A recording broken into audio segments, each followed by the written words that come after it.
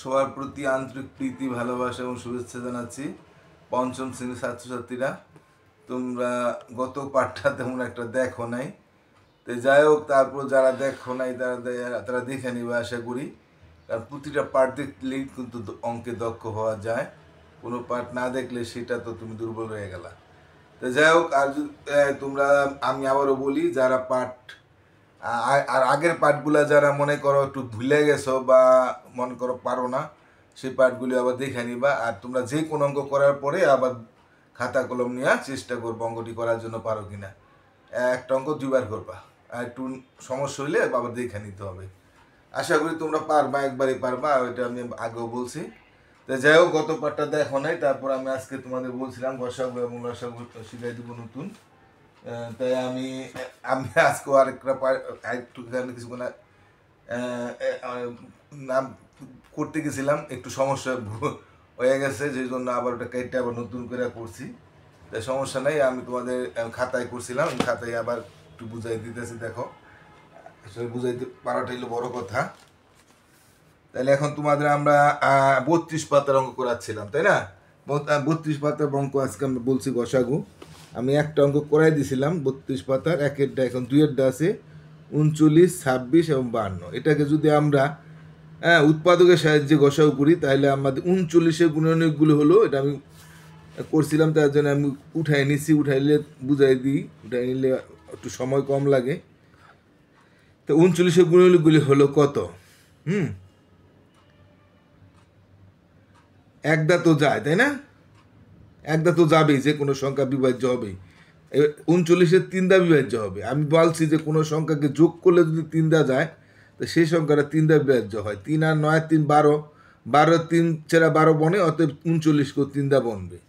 তা 3 দা ভাগ দিলে 3 দা ভাগ বিভাজ্য। তবে 3-এর পরে 4, 5, 6, 7, 8, 9, 10, 11, 12 যায় না, 13 দা যাবে, কারণ 3 13 39, এখন ভাগফল 13 ছিল, ওই 13 দা যাবে।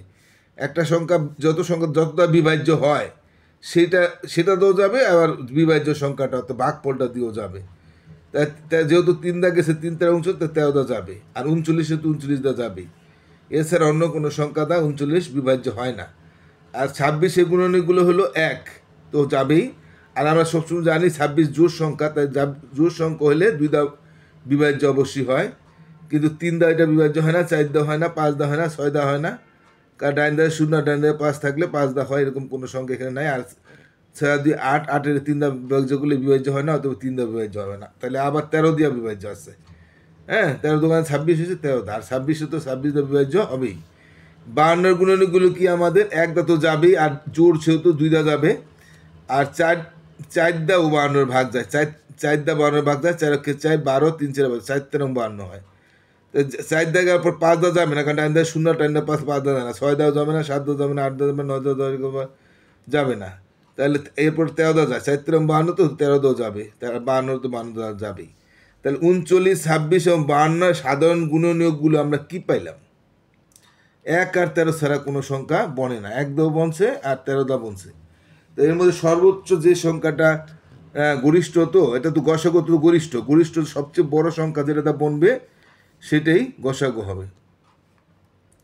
তাহলে এখন 13 দা বন্যা গেল, যে 13 এখানে আছে, 13 এখানে 3টা জায়গায় 13 দা বনছে, তাহলে নির্ণয় গসাগু হবে 13।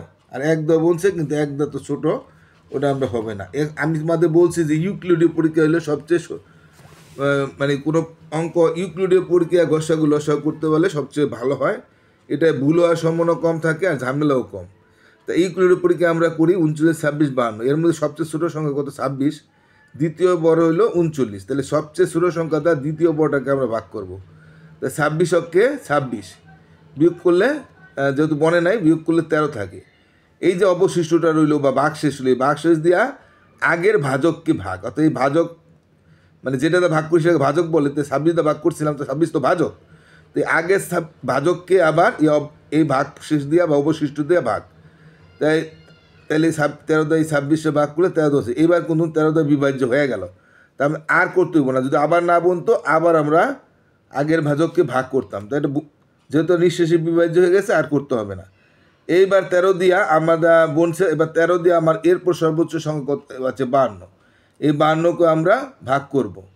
তা 13 × 52 = 52 নিঃশেষী বিভাজ্য হয়ে গেল। তাহলে আমাদের আর ভাগ করতে হবে না, অবশিষ্ট থাকলে বা ভাগশেষ থাকলে আবার 13 ওই অবশিষ্ট দিয়ে আবার এই 13 ভাগ করতাম। তা যেহেতু নিঃশেষী 13 বিভাজ্য গেছে, তাই নির্ণয় গসাগু হবে 13।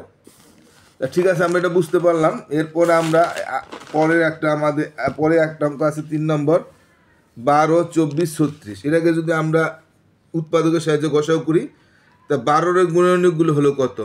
হ্যাঁ, 1 দা বনবে, 12 তো 2 দা বনবে, 3 দাও বনবে, 3 4 12, 2 দা বনলে 6 2 12, যেহেতু 3 দা বলছে 3 4 12, তাই 4 দা বনবে, যেহেতু 2 দা বলছে 6 দা 12, তো 6 দা বনবে আর 12 বনবে। 24-এর গুণ হলো কি 1 2, 1 দা বনবে 2 বনবে, 24 জোর, তাহলে 2 দা বনবে, 2 দা 12 2 24 হয়, 3 দা বনবে, 3 8 24 হয়, 4 দা বনবে, 4 6 24 হয়। তাই 4 6 24 হয়, তো 6 4-এর পরে 5 দা তো বনবে না, তাই 6 দা 4 6 24 হয়, 6 বার দা বনবে। আবার 3 8 24 হয়, আমরা দেখছিলাম, তাহলে 8 দো বনবে, 3 8 24, 2 দা যখন করছি 12 2 24 হয়, তাহলে 12 দো বনবে, আর 24 সুবিধা ভাগ বনবে। 36-এর গুণনীয়কগুলো হলো 1 দা তো বনবে, আর জোর 36 তো জোর, তাই 2 দা বনবে, 18 2 36 হয়, 3 দা দিলে 3 বাং 36 হয়, 36-এর 4 দা বনবে, কারণ 4 নং 36 হয়। এই যে 4 নং আরেকটা বনবে, 6 দাও বনবে, 6 6 36 হয়, তাই না?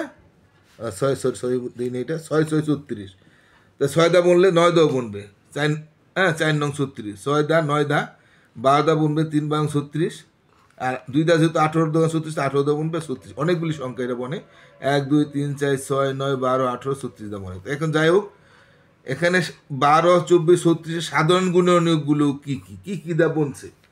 1 দা বনছে, 2 দাও বনছে, 3 দাও বনছে, 4 দাও বনছে, আর বনছে 12 দিয়া। তাই সর্বোচ্চ বড় 12 দিয়া বনছে, তাহলে সর্বোচ্চ সাধারণ গুণনীয়কগুলো হলো এত, নির্ণয় গসাগু 12, মানে সর্বোচ্চ যেটা বনবে সেটাই গসাগু হবে। তাহলে আমাদের সর্বোচ্চ 12 দিয়া বনছে 3 দিকে, অর্থাৎ 3 দিকে আমাদের 12 দ্বারা বিভাজ্য। হ্যাঁ, 12 24 36 12 দ্বারা বিভাজ্য, সবচেয়ে সর্বোচ্চ সংখ্যা। 3টা সংখ্যাকে বিভাজ্য হলো, সেজন্য সেটাই গসাগু হবে, গসাগু নির্ণয় গসাগু 12। আর ইউক্লিডীয় পরীক্ষায় গসাগু করলে, ইউক্লিডীয় পরীক্ষায় সবচেয়ে ভালো 12 24 36, তার মধ্যে সবচেয়ে ছোটো হলো 12, তো দ্বিতীয় বড় হলো 24, তাই সবচেয়ে ছোটো দিয়ে দ্বিতীয় বড়টার ভাগ করবো, 12 2 24, এটা একবারে নিঃশেষী বিভাজ্য হয়ে গেছে, আর করতে হইলো না, তাহলে ভাগশেষ দিয়ে আবার ভাড়া ভাগ দিতে হইতো, কিন্তু সেটা প্রয়োজন নাই, কারণ নিঃশেষী বিভাজ্য হয়ে গেছে। এবার 12 আমরা 36-এ ভাগ করবো, কারণ সবচেয়ে এরপর 36 বড়, 3 বাং 36, তাহলে 12 দা বন্যা গেল, তাহলে নির্ণয় গসাগু 12। তখন এখানেও 12 হয়েছে, এখানেও 12 হয়েছে। তাই আমরা একটা প্রশ্নের অঙ্ক আছে আমাদের, এই প্রশ্নের অঙ্কটা আমরা করি।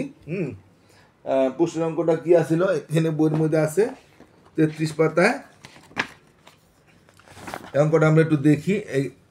একজন শিক্ষক 40 জন ছাত্র এবং 24 জন ছাত্রীকে কতগুলো দলে ভাগ করে দিলেন, যেন প্রত্যেক দলে ছাত্র ও ছাত্রীর সংখ্যা সমান থাকে এবং কোনো শিক্ষার্থী অবশিষ্ট না থাকে।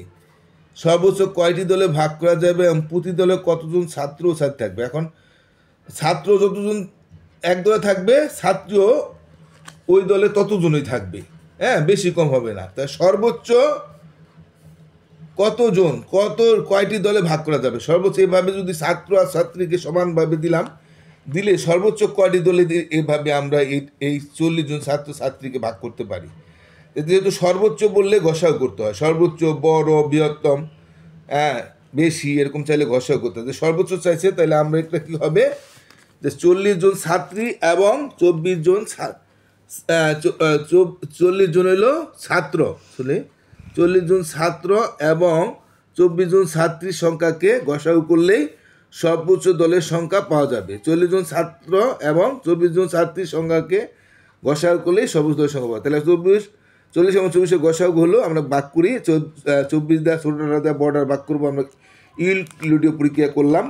24 তোমরা উৎপাদকের সাহায্য করতে পারো, তা আমি ইউক্লিডীয় পরীক্ষা সবচেয়ে ভালো মনে করি। 24 × 24, আমরা যেহেতু ভাগ পারি সবাই, তাহলে আমরা ভাগ পরীক্ষা করি। 10 বছর হলে 16, 16 দিয়ে আবার যেহেতু অবশিষ্ট রইলো বা ভাগশেষ রইলো, ভাগশেষ থাকলে আগের ভাজককে আবার ভাগ করবো, এটা ভাগশেষ দিয়া, তাই 16 দেওয়া 24, 16কে 16 থাকে 8।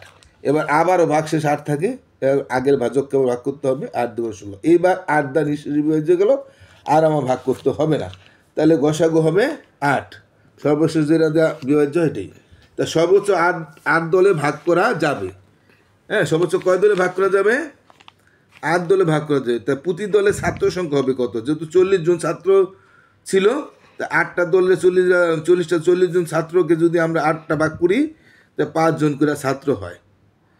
আর ছাত্রীর সংখ্যা যেহেতু 24 জন ছাত্রীকে যদি আমরা 8টা দল করি, তাহলে 3 জন করে ছাত্রী হয়। তাহলে দল সংখ্যা হলো 8টি, ছাত্র হলো 5 জন করে, আর ছাত্রী হবে 3 জন করে। হ্যাঁ, আশা করি তোমরা বুঝতে পারছো। না বুঝলে আরেকবার দেখে নিবা, কারণ হচ্ছে আরেকবার বুঝাইতে গেলে আমার সময় অনেক বেশি চলে যাবে। আশা করি তোমরা বুঝতে পারছো। তোমরা আবার না পারলে আরেকবার একটু দেখে নিবা। তো সবাই ভালো থাকো আর নিয়মিত পাঠ দেখবা, কোনো পাঠ বন্ধ করে। আর যদি কেউ নতুন হয়ে থাকো বা কেউ যদি আগের কেউ যদি আমার চ্যানেলটা যদি সাবস্ক্রাইব করে না থাকো, তাহলে তোমরা তোমাদের প্রতি আমার আবেদন, তোমরা সাবস্ক্রাইব করবা। আর অভিভাবকরা যদি দেখে থাকেন, অভিভাবকের প্রতি বিশেষ বিনীত অনুরোধ, আপনারা আমার চ্যানেলটা যারা সাবস্ক্রাইব করেন নাই সাবস্ক্রাইব করবেন। সবাই ভালো থাকেন, টাটা।